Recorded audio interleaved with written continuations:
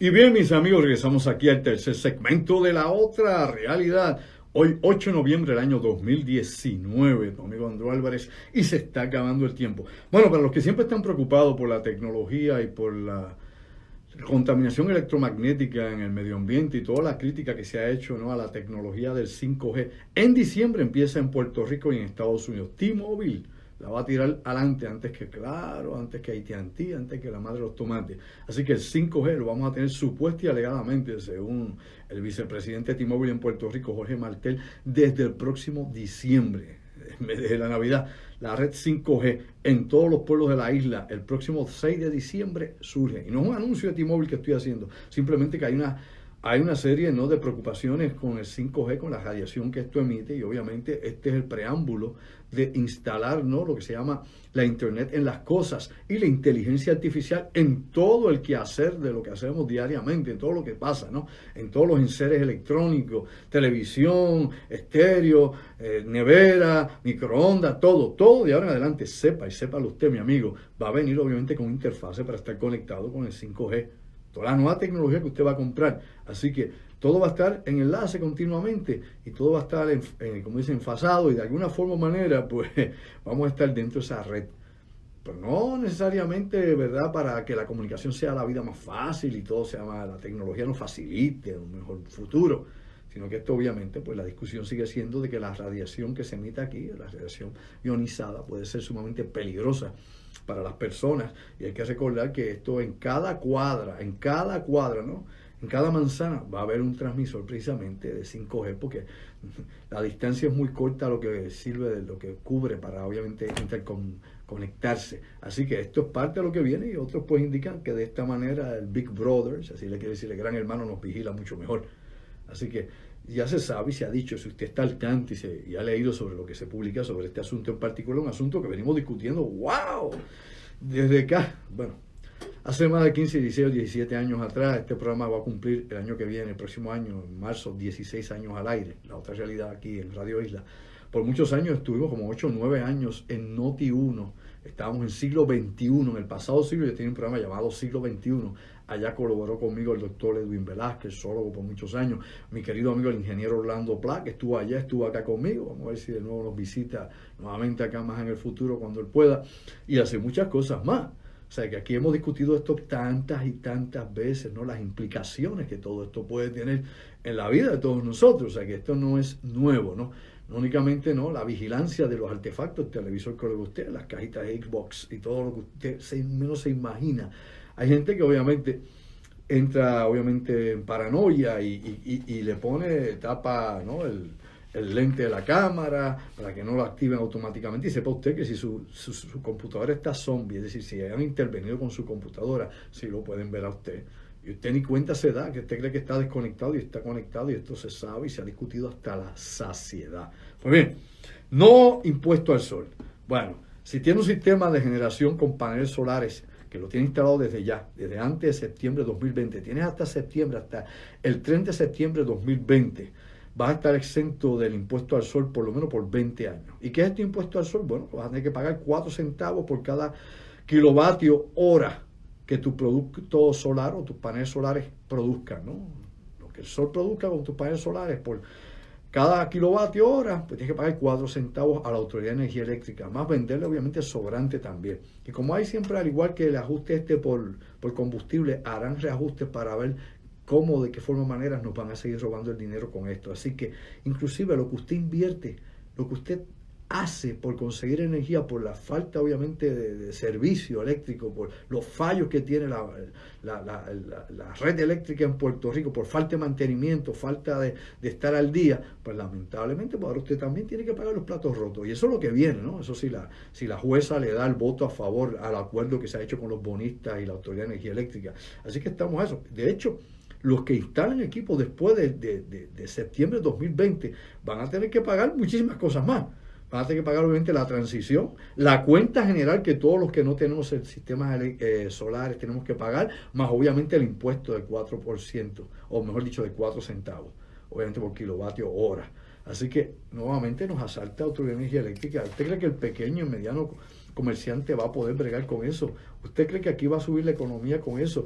¿Qué es lo que ha pedido inclusive las farmacéuticas aquí? Que esto es inestable, están buscando inestabilidad porque aquí le cambian los muñequitos todos los días. Pues bien, hablando de todas estas cosas, también les recuerdo, antes de entrar en materia, ahora vamos para el gas radón y vamos también para la supuesta invitación o que le hacen al presidente Trump, o por lo menos la incitación, no invitación, la sugerencia de que invada México. Mi madre. Bueno, están los locos en Washington como aquí.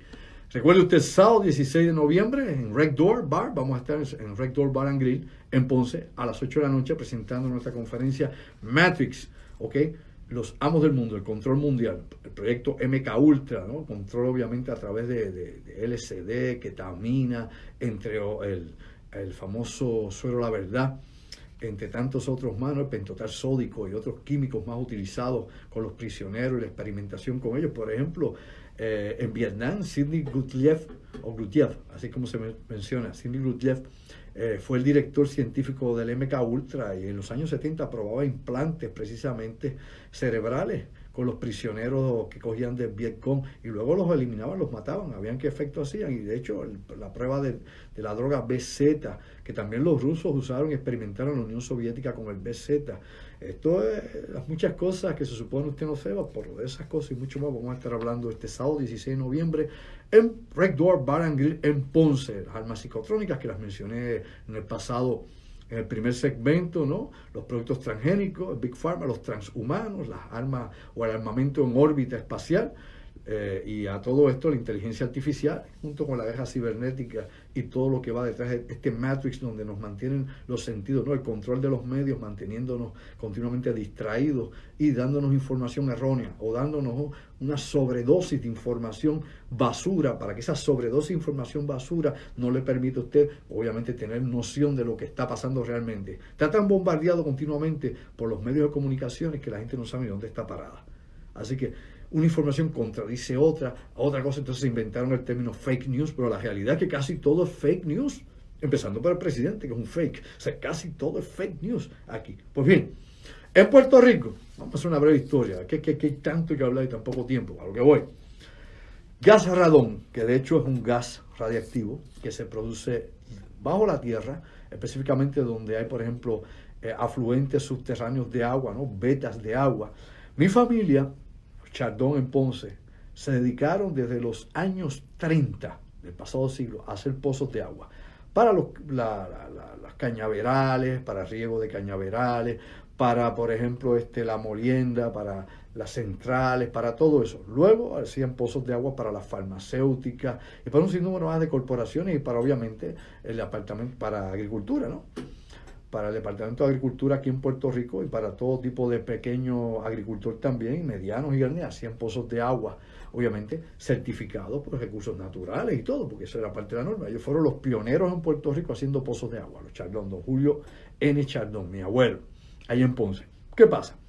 Hicieron muchas cosas, de hecho vinieron hasta científicos de diferentes partes del mundo a hacer estudios geológicos junto con mi abuelo aquí, entre ellos el doctor Luis Foynsack, franco-alemán, uno de los inventores, creadores de radar para la Alemania nazi de Adolf Hitler, que salió precisamente por el proyecto Paperclip. Lo colaron a Estados Unidos y todos esos lugares, y de hecho con los años se hizo amigo de mi abuelo, que había estudiado en MIT, y ahí se escribían y de todo. Pues bien, a lo que voy con ese pequeño trasfondo es que yo recuerdo en los años 60, cuando yo era un muchachito, estaba en la escuela elemental, que mis tíos y mi abuelo y todos ellos, que eran ingenieros, me decían, mira, en Puerto Rico hay algo que se llama gas radón. Y yo en aquel entonces no decía qué. Yo decía, ¿qué tío? ¿Qué hablo? Gas ratón. No, radón. Es un gas radiactivo. Y nosotros cuando hacemos pozos de agua, me dice él, traemos unos medidores y medimos la proporción de gas que se cuela, no se filtra hacia la superficie. Y si esas vetas de agua pasan por debajo de una casa o un lugar donde haya gente, porque el gas radón produce cáncer. No solamente cáncer de pulmón a los que no son fumadores, produce cáncer. Y de hecho, había una casa en Ponce, cerca donde vivía mi abuelo, donde está la casa todavía de mi tío allí, donde todo el que vivía en esa casa se enfermaba de cáncer. Yo recuerdo, la gente, los viejitos que habían se murieron de cáncer, la gente que vino después, todo el mundo se moría de cáncer. La casa está actualmente por vacía. Y es precisamente porque había una veta de agua, me decía mi tío, mira, hay una veta de agua que viene por allá abajo, y esa veta de agua aparentemente se filtra, ¿no?, por las grietas que hay en el piso de esa casa y se acumula el garradón dentro de la casa. Y eso obviamente, pues, nada, es una jaula de muerte, la gente muere. ¿Qué pasa? Ha habido aquí por años, sepa usted, pues a mí me ha llegado mucha información, y el área mía es precisamente la antropología ambiental, el área ambiental, comunidades.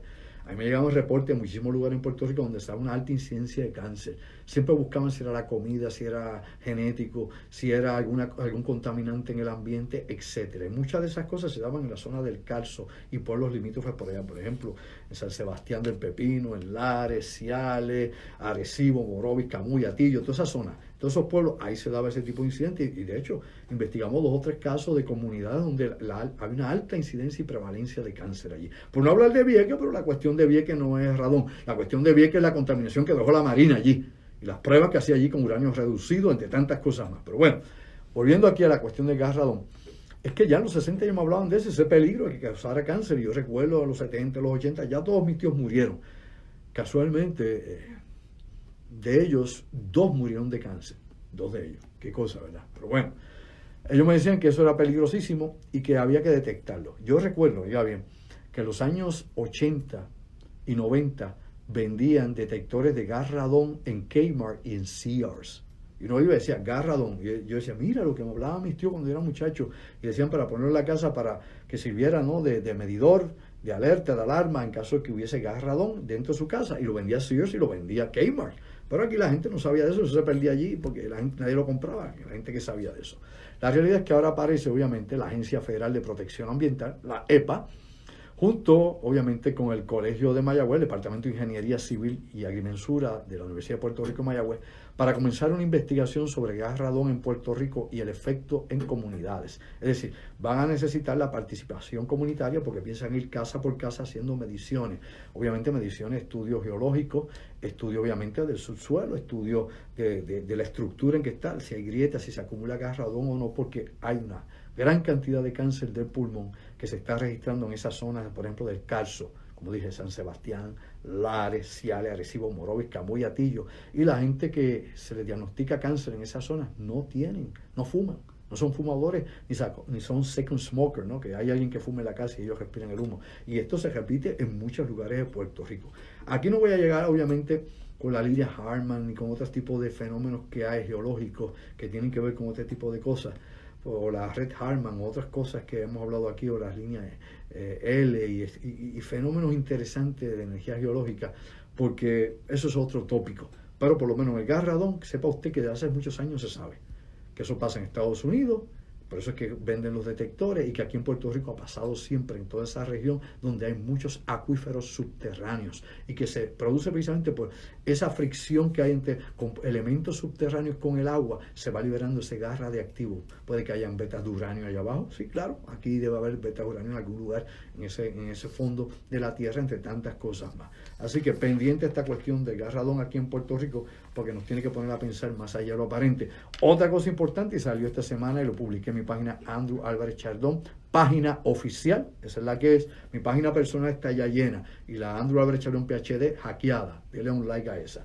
A lo que voy, el dengue en Puerto Rico. El Departamento de Salud da una alerta sobre la vigilancia de dengue en Puerto Rico y hace claro que hace tiempo que no se registra oficialmente un caso de dengue en Puerto Rico, tal vez del pasado año no se registra ningún caso de dengue en Puerto Rico, pero hay que recordarle al público que el dengue es endémico en Puerto Rico. Me explico, el dengue está a los 365 días del año aquí. El dengue viene, óigame, desde Malasia, el dengue viene de Asia, para que usted sepa cuál es el origen de la epidemia, ¿no?, de la pandemia, obviamente del dengue. La epidemiología lo ubica en esa zona y se ha ido regando por África, por Egipto, América, el Caribe, el Pacífico, por todas partes. Obviamente el dengue se ha propagado exitosamente porque hay varios vectores, entre ellos mosquitos Aedes aegypti, que lo hay aquí en Puerto Rico, y el Culex, que también lo hay aquí en Puerto Rico. ¿Qué tipo de dengue hay en Puerto Rico? 4 serotipos de dengue hay en Puerto Rico, 4 serotipos de dengue. Obviamente tiene el DN1, el DN2, el DN3 y el DN4, y aquí está el dengue obviamente hemorrágico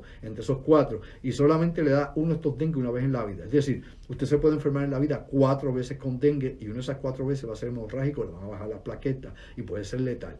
¿ok?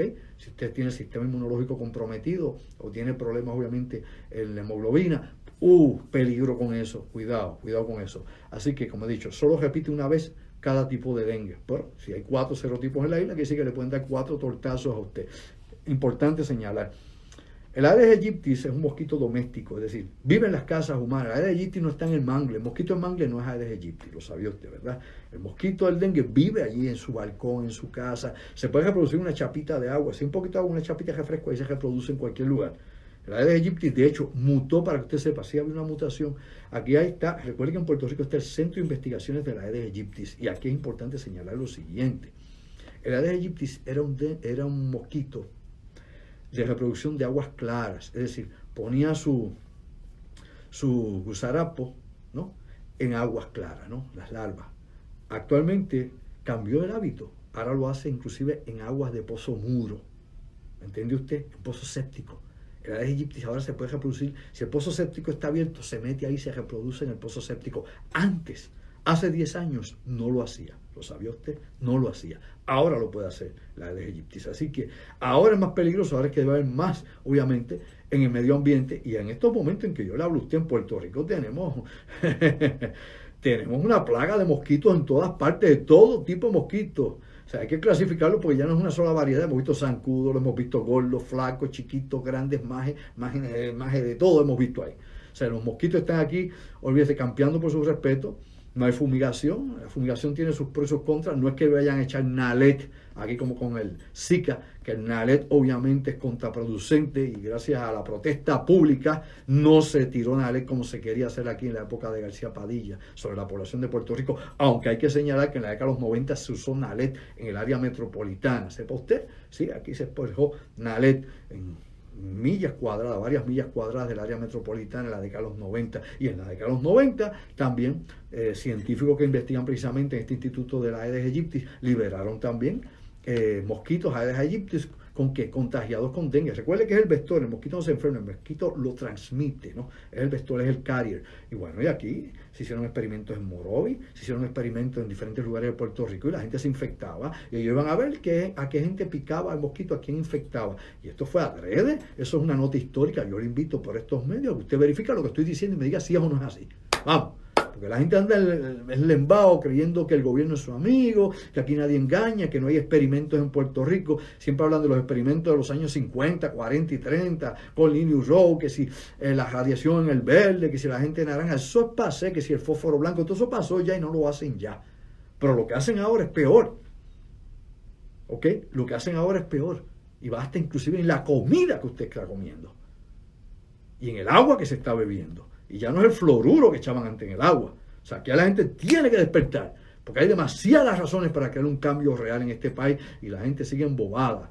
De hecho, aquí hay un estudio interesante que no se ha completado, que de hecho en algún momento colaboramos también, que fue la transición del cambio cuando se eliminó el fluoruro en el agua de Puerto Rico, porque esta fue la primera jurisdicción en los Estados Unidos donde se usó el fluoruro en el agua, disque para salvar los dientes de los niños, ¿verdad? Y se sabe que exceso de fluoruro, ¿qué es lo que hace? Pues bueno, crea osteoporosis en los huesos, los pones frágiles, cristalinos, se parten los huesos, demasiado fluoruro, y demasiado fluoruro también pudre los huesos, pues, no solo, mejor dicho, perdóneme, pudre los dientes. Pregúntele a un buen dentista. Demasiado fluoruro es contraproducente, de hecho usted tiene que escupir, usted no se traga la pasta de dientes, o si lo hace, allá usted, tiene que escupirla. Pero bueno, lo que voy con esto, aparte de que se sabe que era veneno de rata, aparte de que se sabe que los nazis lo utilizaban en los campos de concentración para mantener a la gente atontada, para mantener a esos cientos de miles y millones de personas en campos de concentración para que ninguno de ellos se sublevara contra 5 o 6 guardias que tuvieran en una cuadrilla, etcétera. Lo usaban para eso, mantener a la gente. Es prácticamente, para que usted sepa, el Zoloft, gran parte del Zoloft es fluoruro. Y puede buscar otras de estas cosas que le dan a la gente para que se quede medio atontada. Están basadas en una gran cantidad de fluoruro. Para que usted vea cómo es que funciona la cosa. ¿A lo que voy con esto? Pues la transición de la eliminación del fluoruro de agua versus la violencia en Puerto Rico.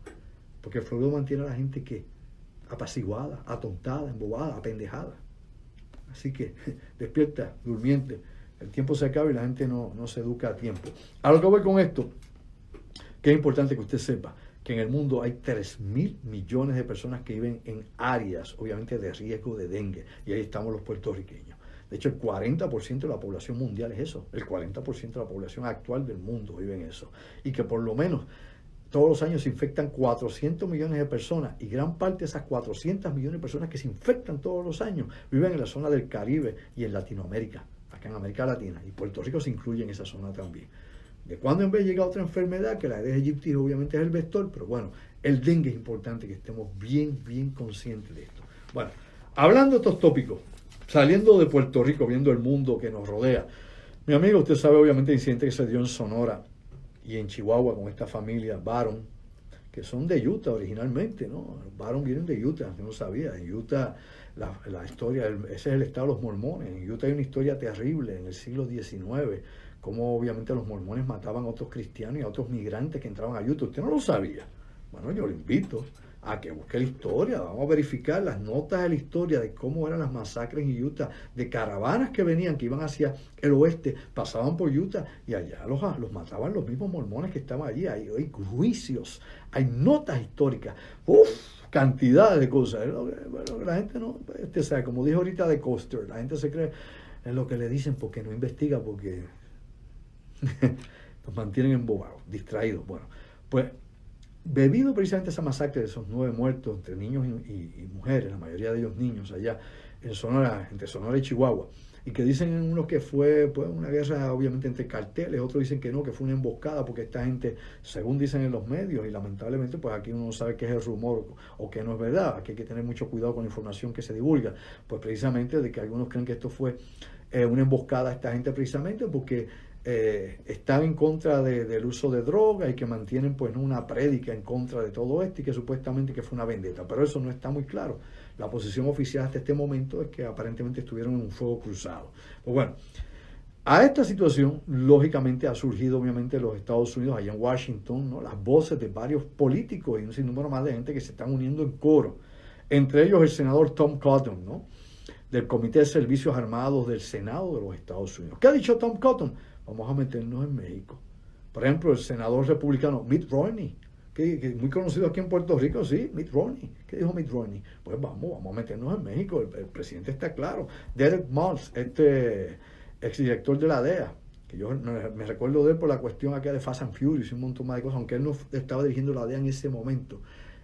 Había otro que estaba en aquel momento y estaba obviamente el que era director del FBI, que era el que había puesto esto de venta de armas y de trasiego de armas entre agencias federales y los narcos, que ese escándalo se quedó en nada. ¿Se acuerda usted? Fast and Furious. Pero bueno, Derek Maltz dice que el presidente Trump está claro que definitivamente hay que meterse en México. Es decir, vamos a invadir en México a buscar los carteles, vamos a eliminarlos allá, vamos a mandar tropas a México, vamos a mandar fuerzas especiales a México.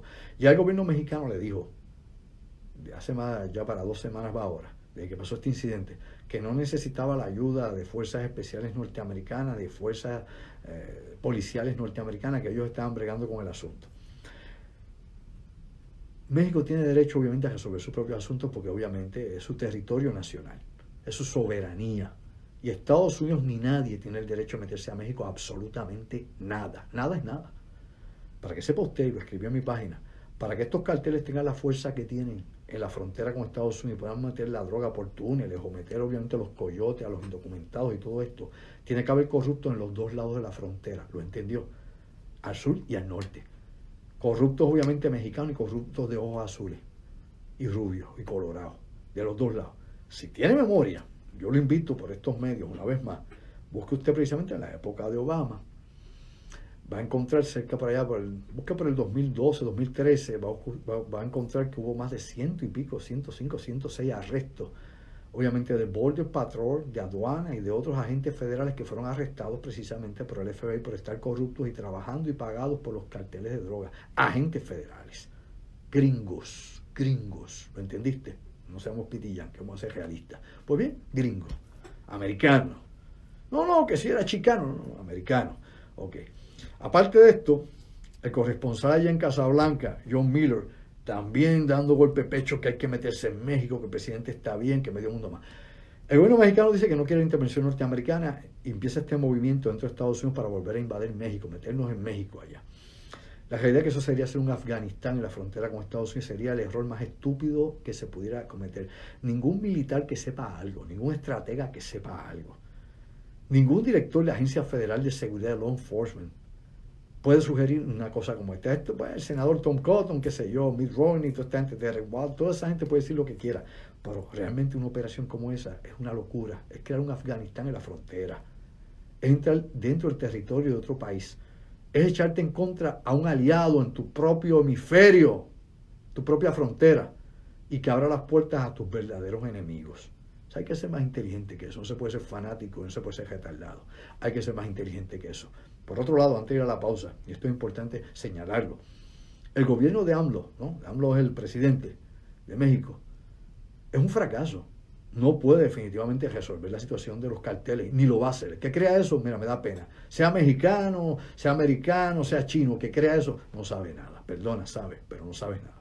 No va a resolver absolutamente nada. Ni tiene control sobre los carteles, y ya lo ha demostrado, ni tiene control sobre las masacres, y ni tiene control sobre nada, porque el gobierno federal mexicano no controla, lo entendió, no controla, lo controla.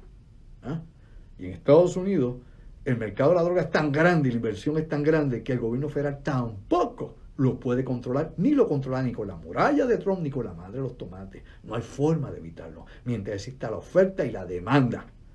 Mientras esté esa demanda gigantesca de billones y billones y billones, que de hecho a Puerto Rico le produce casi 6 billones de dólares al año. Imagínese usted, a Puerto Rico 100 por 35 mal tasado. Pregúntese usted el mercado que sobrepasa los 600 mil millones de dólares que corre hacia Estados Unidos. Y dígame usted, ¿quién rayos sobre la faz de la tierra puede parar eso? ¿Un murito? No sea boludo. ¿Ah? ¿Más tropas allí? Pues claro que no. No hay forma. Así que hay que usar la inteligencia, nuevas estrategias y ver cómo entonces revertir aquella cuestión de Nixon, de la guerra contra las drogas, la mano dura, bla, bla. No, hay que buscar otra estrategia. Hay que ver cómo podemos obviamente controlar ese mercado para irlo obviamente reduciendo. Hay que ser más inteligente que el enemigo, si no, te va a vencer. Mientras pelee su pelea, no tienes nada que buscar. Vamos a una pausa, me dice la señal de rigor mi madre, el rookie, Héctor Colón, y regresamos un momento acá a la otra realidad. Así que sabes que llévatela, pégala, Puerto Rico.